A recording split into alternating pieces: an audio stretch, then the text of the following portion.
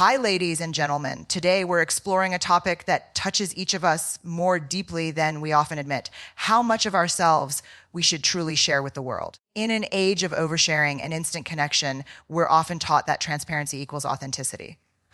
But is it possible to share too much? And what happens when our openness leaves us feeling exposed, misunderstood, or even emotionally drained? This speech invites you to take a step back and reevaluate the power of privacy, the danger of overexposure, and the importance of setting intentional boundaries in a culture that thrives on constant disclosure. We're going to explore why not everyone deserves full access to your story, how oversharing can be a trauma response, and why mystery is not the same as secrecy, but a form of quiet power. If you've ever felt like you're giving too much and still feeling unseen, or you're unsure how to draw the line between being real and being raw, this message is for you. Let's dive into the wisdom of protecting your inner world without losing your authenticity. In today's hyper-connected world, the line between privacy and secrecy can become blurred, but they are fundamentally different. Privacy is about maintaining ownership over your story. It's a conscious choice to withhold information not out of shame, but out of self-respect. Secrecy, on the other hand, is often driven by fear, shame, or the belief that your truth isn't worthy of being seen. When you choose to be private, you're protecting your emotional energy. When you keep secrets, you're hiding a part of yourself. The distinction is subtle but critical, and understanding it helps us navigate how much we share and with whom. You do not owe the world access to your inner life. Just because someone asks doesn't mean you are obligated to answer. Boundaries rooted in privacy give you the power to choose your vulnerability rather than having it extracted from you. This choice reinforces self-worth. When you share parts of yourself only with people who have earned the right to hear your story, you are affirming your value. In contrast, secrecy is often about control. It involves concealing aspects of yourself out of fear of judgment or rejection. It is reactive, not proactive. And while secrecy may initially feel protective, it can breed isolation and disconnection over time. By confusing secrecy with privacy, we often keep ourselves emotionally distant from those who could support and love us through our struggles. But by embracing healthy privacy, we give ourselves the chance to connect authentically with discernment. Choosing privacy doesn't make you dishonest. It makes you wise. It's not about being aloof or guarded, but about being intentional. Not every situation requires disclosure. You are allowed to pause, reflect, and decide who is emotionally safe before revealing your heart. Privacy means trusting yourself first. It's about saying, I get to choose how much I let the world see, and that choice belongs to me. One of the greatest acts of self-respect is understanding that not everyone has earned the right to know your story. Many of us are conditioned to believe that openness equals authenticity, that we must share everything with everyone to be real. But radical openness without discernment often leads to emotional exhaustion and disappointment. The truth is, access to your inner world should be a privilege, not a default setting. Giving people full access to your thoughts, emotions, and experiences can make you vulnerable to judgment, exploitation, or emotional manipulation. Vulnerability, when used wisely, is a bridge to connection. But when given indiscriminately, it can become a burden rather than a gift. It's not about being secretive or cold. It's about being responsible with your emotional exposure. You get to curate who enters the sacred space of your life. Ask yourself, has this person shown empathy, discretion, and care? Do they make me feel safe, or do they leave me doubting myself? The answers will guide your sharing. When you choose who to open up to based on earned trust, you surround yourself with people who cherish your truth instead of mishandling it. Think of your emotional life as a home. Not everyone deserves a key. Some visitors are welcome in the front yard. A few may be invited into the living room. Only a trusted handful should ever see your bedroom or your hidden scars. This isn't about arrogance or exclusion. It's about honoring the vulnerability that comes with authenticity.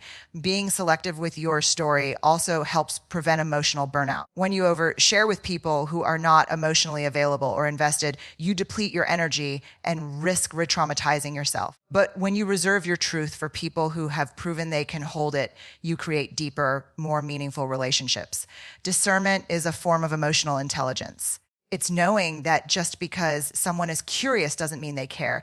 And just because someone is close in proximity doesn't mean they're close in intimacy. You have every right to be generous with kindness and cautious with details.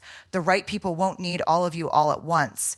They'll be grateful for what you choose to give and they'll handle it with care. Oversharing isn't always about openness. It can be a trauma response rooted in a deep need for validation, connection, or control. For many people, particularly those who've experienced emotional neglect or betrayal, telling too much too soon becomes a way to gain trust, create closeness, or prove worthiness. But paradoxically, this strategy often backfires. Instead of fostering genuine intimacy, it can leave you feeling more exposed and disconnected than before. Trauma can distort our boundaries. If you've lived through betrayal, rejection, or abandonment, you may struggle to discern what's safe to share and when. Oversharing can feel like a shortcut to connection, but it bypasses the gradual process of building trust. Instead of mutual vulnerability, you may find yourself giving too much while receiving very little in return. This compulsion to reveal too much can come from fear. The fear that if people don't see the real you right away, they'll leave, or the fear that hiding parts of yourself means you're being dishonest. But true authenticity isn't about exposure, it's about congruence. You can be authentic and private at the same time. In fact, the combination is often the most powerful.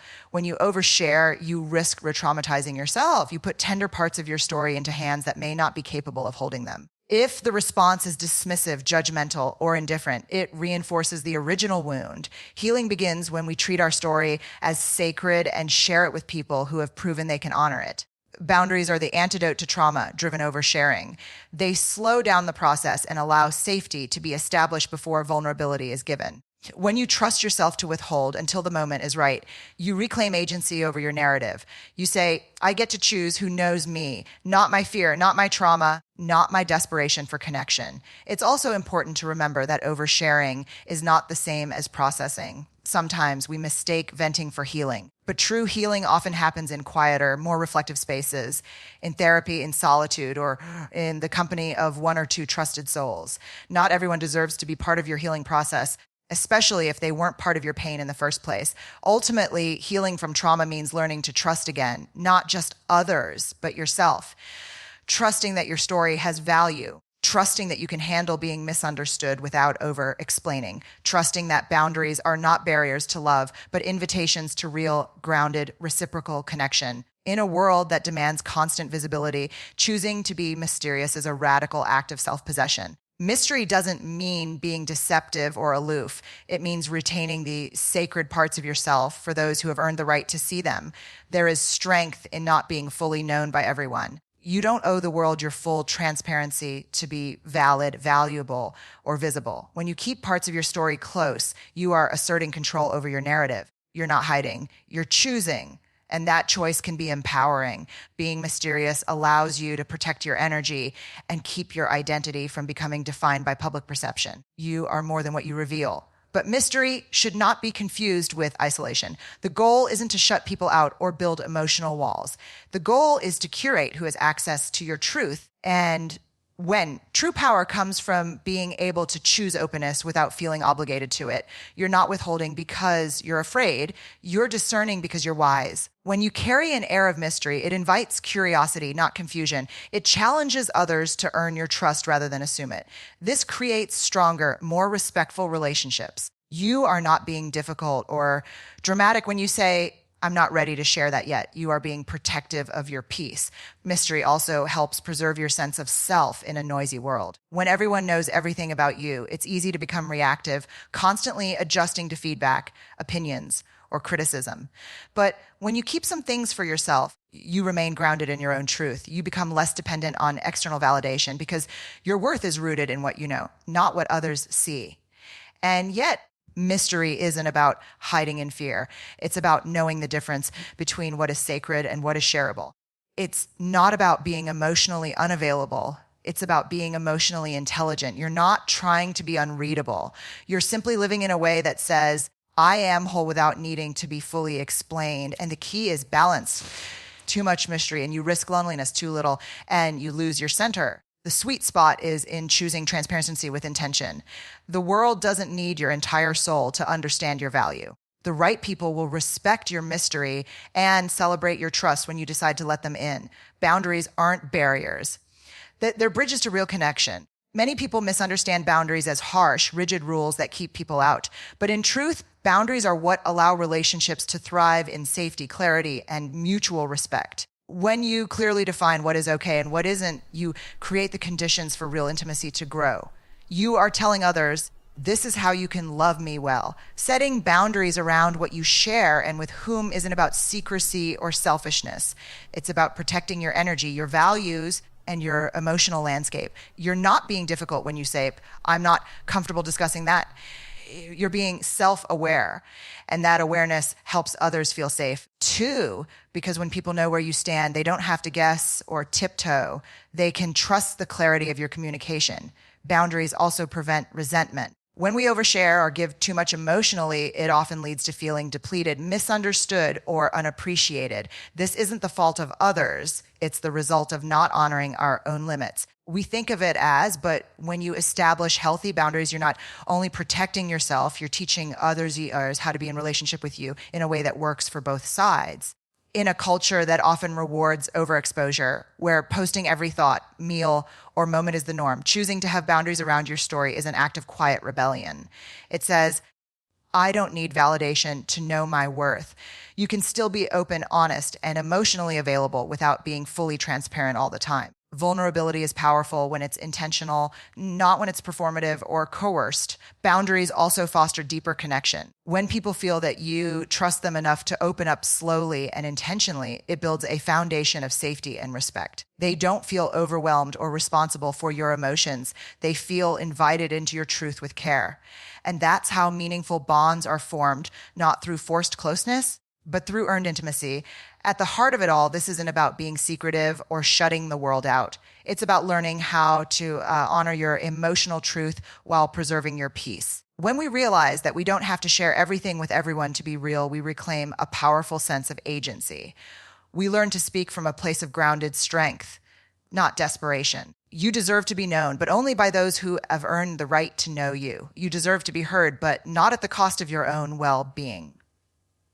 By choosing discernment over disclosure, you give yourself the gift of emotional freedom. So as you move forward, ask yourself not just, am I being open, but am I being wise with my openness? Because real connection isn't built through constant exposure. It's built through intentional vulnerability, respectful boundaries, and the courage to say, this part of me is sacred. Thank you for being here. If this message resonated with you, share it with someone who needs to hear it. Until next time, stay grounded, stay courageous, and remember to rise with Brene.